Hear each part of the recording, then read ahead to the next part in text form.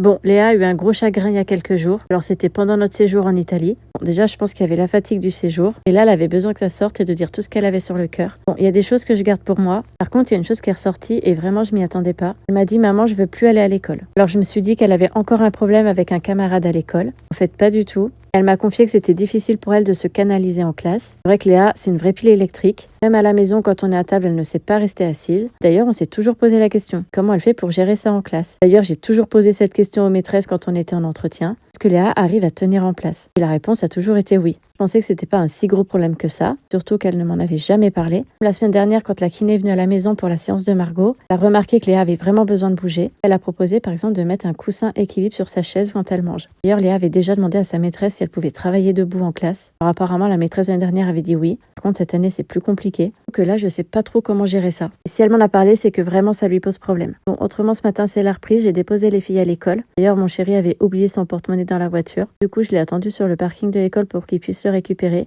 Et de mon côté, j'ai filé directement en course avant de rentrer.